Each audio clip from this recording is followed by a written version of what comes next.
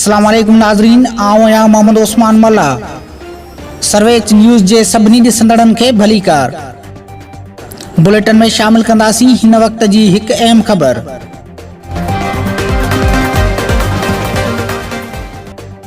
New Saidabad government boys high school में करोड़ों रुपयनि जी लागत सां तामीर थींदड़ नई बिल्डिंग में बासर ठेकेदार पारां मनमानी कंदे बिना बुनियाद ते इमारत तामीर कई पई वञे। उन सिलसिले में गॾु कयल तफ़सील मूजिब सिंध हुकूमत जे तालीम खाते जे वर्कर्स डिपार्टमेंट तरफां government boys school new Saidabad जंहिंजी पुरानी इमारत में ॾार पवण ऐं छितनि जा चापड़ किरण सबबि खतरनाक करार ॾियण बाद उनखे मिसमार करे साॻी जगह ते 3.5 करोड़ रुपयनि जे लागत सां नई इमारत जंहिंमें क्लासरूम, लैब रूम, हेड मास्टरनि, उस्तादनि, लोअर स्टाफ ऐं क्लासिकल स्टाफ लाइ धारदार रूम, साइंस हॉल ऐं इनडोर रांदियुनि जो हॉल तामीर करण लाइ हिकु बासर ठेकेदार खे वॾी रक़म रिश्वत एवज़ ठीको ॾिनो वियो आहे, जंहिं पंहिंजी मनमानी कंदे पुरानी इमारत ॾाराए उन जो मुलबो हटाए साॻिए हंधि बिना बुनियाद जे नाक़स मटीरियल सां तामीरात शुरू कराए ॾिनी आहे। उन सिलसिले में मुस्लिम लीग नून सिंध जे ज्वाइंट सेक्रेटरी ऐं टाउन कमेटी न्यू सैदाबाद जे अॻूणे general secretary Rao Mohammad Aslam media सां ॻाल्हाईंदे चयो त सिंध हुकूमत जा करता धरता वॾी कमीशन एवज़ पंहिंजा नवाज़ी कंदे मुख़्तलिफ़ तरक़ियाती स्कीमूं मनपसंद ठेकेदारनि खे ॾींदा आहिनि।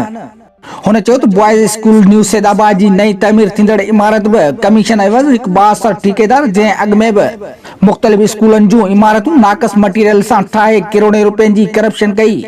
हिन वक़्त बि उहो ठीको उन बासर ठेकेदार खे ॾेई असांजे बच्चनि ऐं मोज़िज़ उस्तादनि जे हयातनि खे ख़तरे में विझण लाइ बिना बुनियाद जे इमारत तामीर करे रहियो आहे। ॿिए तरफ़ मुस्लिम लीग फंक्शनल ज़िले मटियारी जे नायब सदर हाजी अब्दुल वारिस मेमन ऐं ACUP तालका सैदाबाद जे जनरल सेक्रेटरी सोहेल कुरैशी बि गवर्नमेंट बॉयज़ हाई स्कूल जी नई तामीर थींदड़ बिल्डिंग में बासर ठेकेदार पारां कयल करप्शन ऐं नाक़स मटीरियल इस्तेमाल करण ऐं बिना बुनियाद जे इमारत तामीर करण वारे अमल जी सख़्त लफ़्ज़नि में मुज़म्मत कंदे चयो आहे त एजुकेशन वर्क्स खाते जे इंजीनियर SDO बासर ठेकेदार सां साज़बाज़ करे उन इमारत जे तामीर जी इजाज़त ॾिनी आहे।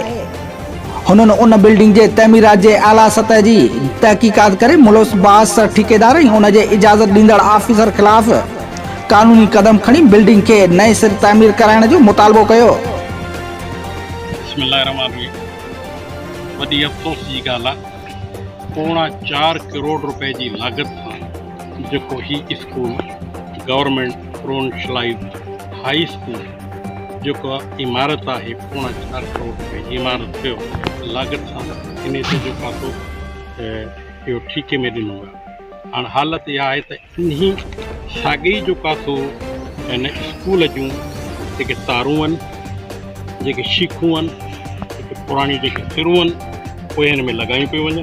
न हिन में को मथां लैंटर आहे, न हिते का ॻाल्हि आहे, सिर्फ़ु बिना लैंटरनि जो या तामीरात हले पई। इन साॻी जेको आहे न हिन जी बुनियाद आहे, बुनियाद बि साॻी आहे, ॻाल्हि बि साॻी आहे। ऐं इहो गुज़ारिश थो करे आला हुकाम खां, सैदाबाद जी आवाम खां त सुधारा ही छा थी रहे, ही केरु आहे ठेकेदार जेको 4 करोड़ रुपए जी लागत सां इहो जेको आहे करप्शन करे पियो।